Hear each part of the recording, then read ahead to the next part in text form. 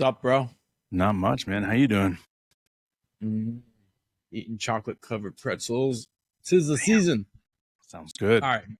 I know, dude. They would melt before you could even eat them where you are. It's only 82 degrees, bro. It's not too bad. It's pretty warm for me. I got long underwear on. Nice, dude. Nice. You got to keep that going. It's a full-blown onesie. It's chilly here in New England, bro. I know. Don't want to get frostbite on the testes. Don't miss it, bro. I'll be honest with you. So, but man, so this whole Thunder thing going down 5-0. Okay, best start in franchise history. Or is it 6-0 now? 6-0. We got a game tonight. You know, the nice thing about beating the Clippers is we improve our pick as we do that. So that's always a good double win. Dave, why don't you make a non-P. Diddy sexual joke about that? I can't think of one. P. Diddy's all over that shit, bro. Come on. All right. We'll let that one go because we don't want to get... All right. No, so, dude. But so far, 6 games for the season. It's really hard to kind of like judge this for the entire season. But this is everything that you and I have been talking about was going to happen. I mean, it is. Like, we're going to dominate. Dude, what? There were moments where we had 5 guards on defense. And because of the way that we do it, like, there's no breath. And like, you look out there and like, you can do that and still have Caruso on the bench. You can do that and still like have Shea or J-Dub on the bench, and you're creating this. I mean, you can go 8 guards deep. You really can. And now you're adding Hartenstein coming up. You're adding Jay Will coming up. So a couple more bigs to what we're running out there. You know, I know KG said that we're 11 deep, 11 dogs, but he's missing a couple of them. And I don't mean it like he just hasn't seen these guys go out there and do it recently. But Jay Will's a dog and Hartenstein's a dog. You know, we got 13 or 14 when you count the fact that Topic is going to be coming in next year. AJ Mitchell's looking good. Dog. AJ Mitchell's a dog. Like, so yeah, dude, like it's not a surprise when you start seeing people say things like, are the Thunder the greatest defense of all time? I mean, it seems bombastic. It seems like we're trying to stir something up, but hey, we're not the ones who said it. Like, how could you simultaneously be the youngest team in the NBA and the greatest team defense in history? Based on statistics, we're talking about adjusted plus minus, like, or defensive rating, defensive net rating. So it's like whatever. Like, these are relatively new stats. They do matter, you know, adjusted plus minus. We're only 6 games in, but what about the way that we're pushing teams around on the defensive end makes you think that we're going to be able to maintain this throughout the regular season? Well, first of all, you brought it up, so let's talk about it. Adjusted defensive rating. Like Mark said, it's a newer new wave of the NBA stat that they're keeping, but they obviously can go back and track this back through all the defenses in the NBA. The best defensive net rating in the NBA was the 1963-1964 Celtics. Their defensive rating was 112.8. All right, guys. Through 6 games, the Oklahoma City Thunder's adjusted defensive rating is 123.54. Put that in perspective, if we continue this, which in all aspects we should be able to, you know, be close to this by the end of the season, we'll have crushed the record of defensive adjusted defensive rating, which in my opinion is one of the things that you would have never thought that a team in the now, right, guys? Think about that. The team in the now, which is a very much of an offensive run game, would have a defense like this. It's not only stifling, it's truly unbelievable because you put Caruso in there, and Caruso's creating all sorts of types of havocs on defense. He's leading the top 3 on deflections in the NBA, and yet he's not scoring a lot, right? He hasn't found his groove in that. And then you know, Mark said, Hartenstein and Jay Will haven't been able to play recently. Hartenstein is known as one of the greatest defensive players in the league, right? As far as on the center side.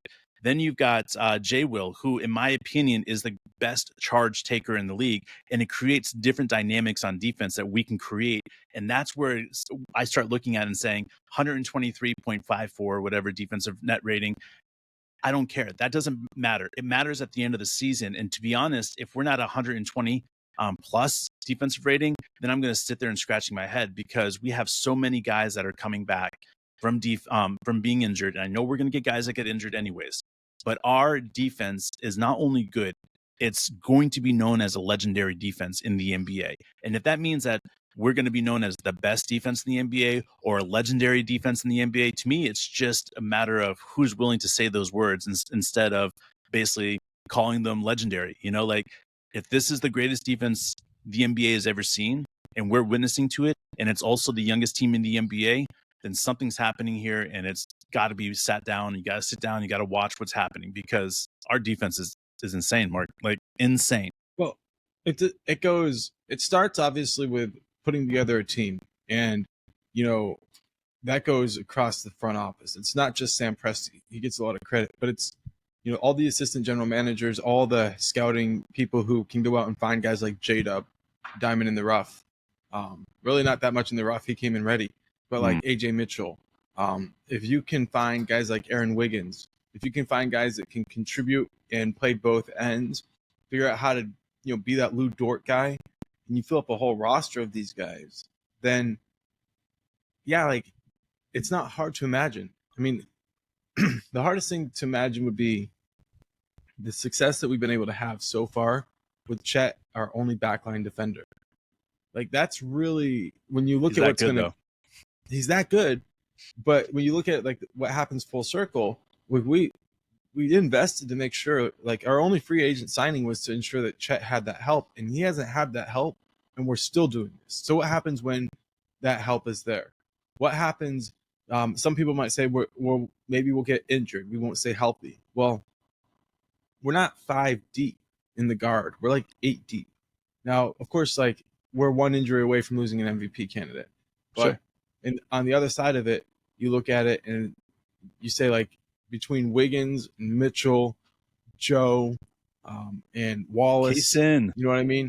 You can just kind of like, I'm not mentioning Caruso, like, these guards, you can just run them out all game, and nobody's getting tired, nobody's getting in foul trouble, and you can put full court pressure. And then coach came out this year and decided to really confuse teams by putting some high school level defenses in there. Like, you see straight up zones, which are more common, but like a big commitment to them, going to them more often. You see half court traps, you see 3/4 court traps, you see picking people up full court without any organized back end. But what you do see when they do that is that the guys understand zone principles, and they execute zone principles all throughout the game. If they're not on the ball, we're not expecting anybody to take care of the person by themselves.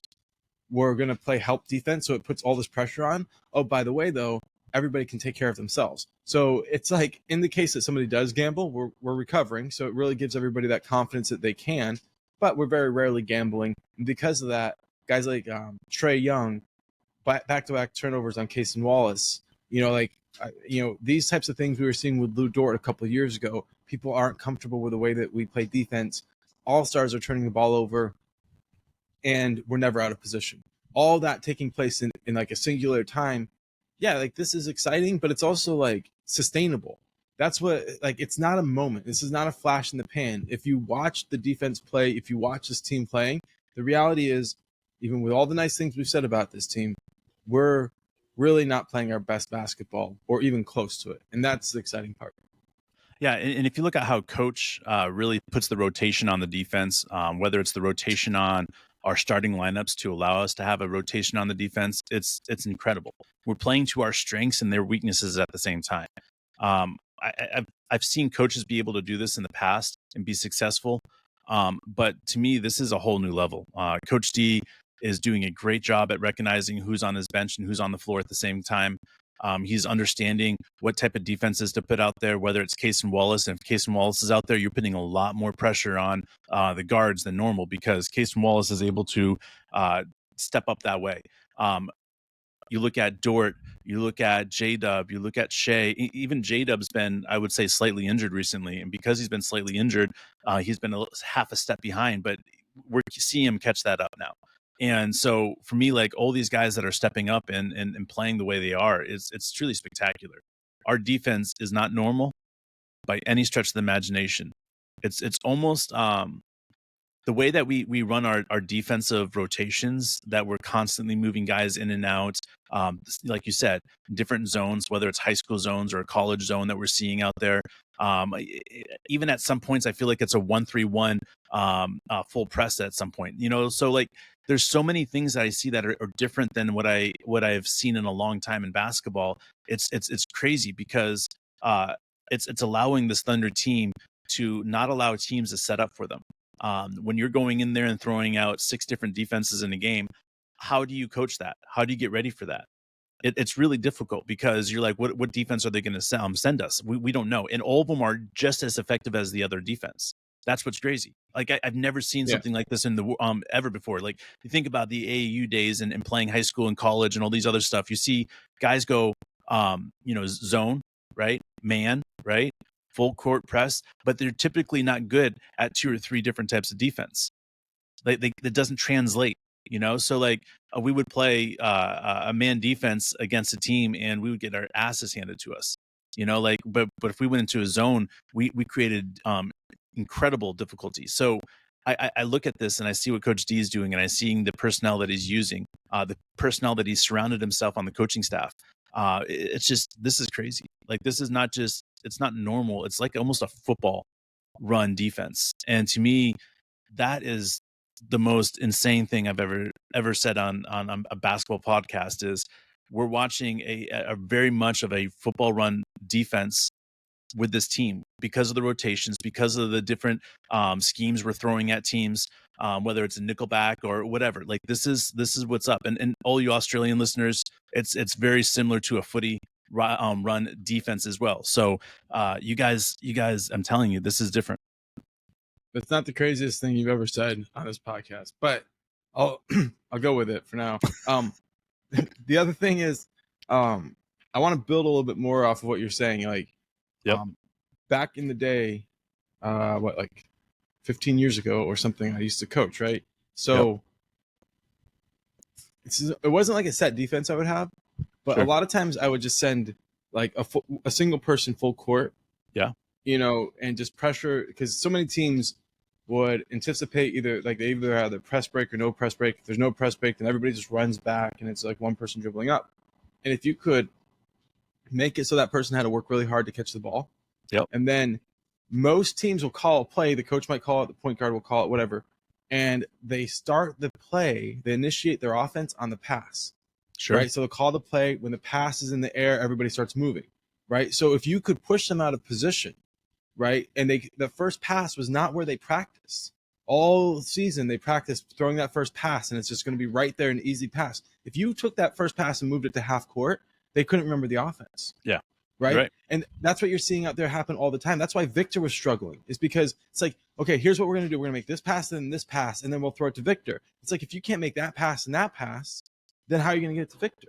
And like, all their offense is set up in initiating everything with the pass. So if you push these people outside of their comfort zone, and then you make them receive the pass in a spot that they've never practiced, and then you say initiate your offense from the 3/4 court line instead of round half court, or a little bit inside half court where you feel court, like the logo area where you feel like this is where coaches had us do it when we walked the ball up, and it was just no pressure, and the assistant coaches were standing there like dummies. Like, you take all of that away and you say remember your offense, and it's just like they feel like they're like that. I don't know, that bad dream you'd have at like where you'd wake up and you're naked at church. You're like, what the hell? Well, how did this happen? How did they let me come here without my clothes? I don't know. I used to have that dream. I'm not sure if anybody else did, but no, I just had a dream about church when I would but I'd be thinking I was pooping. Oh yeah. And like the whole auditorium found out I was pooping, and they all got to see me poop, shit like that, but yeah, I get you. Same thing. Same basic concept. But like, again, it's the idea, like you're saying, is we're picking up a full court, quarter court, whatever it is to throw them off their typical game. And the reason we're able to see this is that's being super effective is because it doesn't matter the guard that we're playing against. It doesn't matter to the big man that we're playing against. We're making them work harder and being less effective. And I think that's the best thing about a good NBA team that's coached well is it doesn't matter where you throw them at them. They will find a way to be effective. And if you look at our quarters, every single game we've had a rough single quarter where we've scored, 21 points or 19 points or whatever, but we've come back even stronger and we just blow the teams out after that. It's almost like we're playing, so Sun Tzu, right? Yeah. You throw a small unit out there, right? You fighting force. You throw a small fighting force, right?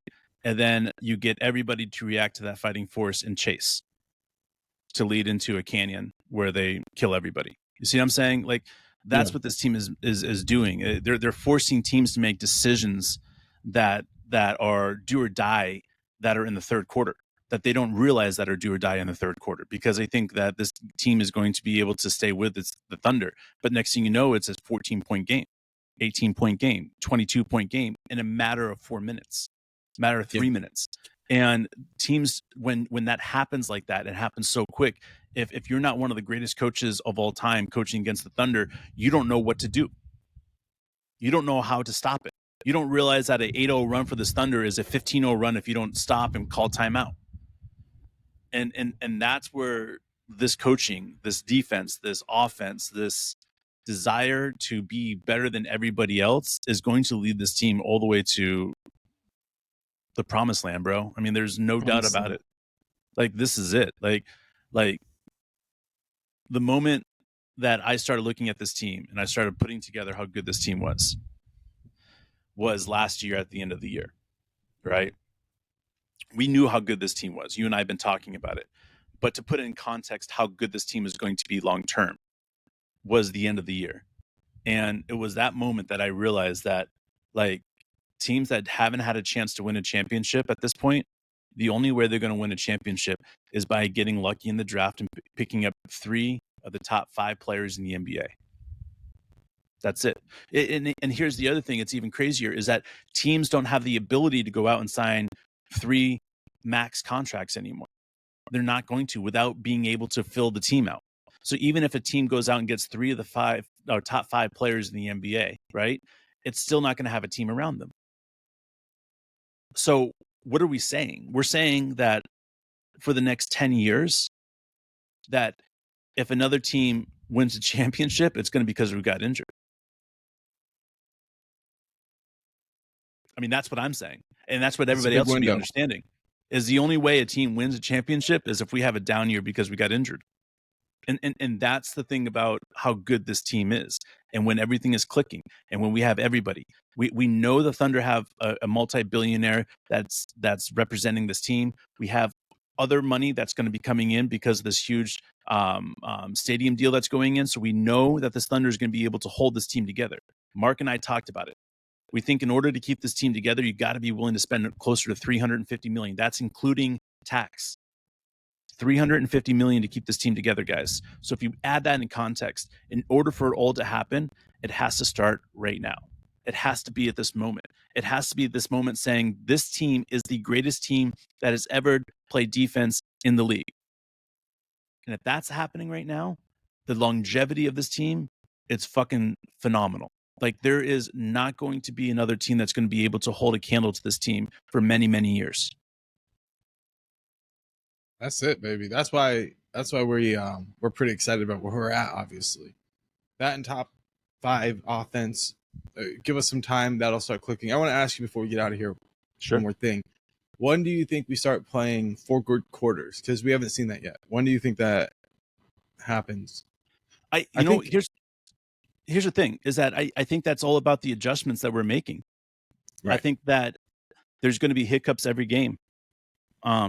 I don't think that we're going to stay scoring in the teens in a quarter. I think that our bad quarters will look like 23, 24 points in the future. which is crazy. But like, that's what I think. I think that we're going to shrink that bad quarter, and by 5-6 points, the next thing you know is it's not going to be necessarily a bad quarter. Because like every game we've had a quarter where the team gets back in it, and it seems like it might be close, and then we win by double digits. And it's like if you eliminate that, and then you kind of go back and you look at every year, coach has had some deficiency defensively early, a quarter or like a phase of the game where the team wasn't performing, and he always isolates that and fixes that problem, and the team advances past that issue throughout the course of the year. So I don't think it will take till December. Last year, I think it was December, January when we started really kind of like, okay, now we're grooving. It feels like it could happen, mid-December at the latest. Dude, it's already happening. I'm sorry. Yeah, but still having at least one quarter we're not playing our best. And I think that's when does 4 happen? But we've never seen a team, the Thunder team, click this well for 3 quarters. Like, think about when the Thunder went to the championship all those years ago, right? We witnessed, and I remember telling you, and you and I talking about, I was like, this is going to be a great team for the Thunder, right? But even then, we knew that team was full of weaknesses and holes. Our bench sucked. Sucked. Our bench was so horrible. Like, there were so many aspects to that was so bad, and that team was so bad that we knew that getting to the championship and even winning a championship was going to be almost impossible because the holes were horrible, and the East covered our holes. So now looking at it and saying, to me, like, I don't think we've ever seen a Thunder team as more complete team in NBA history or Thunder history. And then that goes back even to the Sonics, like, to go back as far as you fucking want. Like, this might even be known as one of the best and greatest all-around teams in the NBA history. Oh, for sure.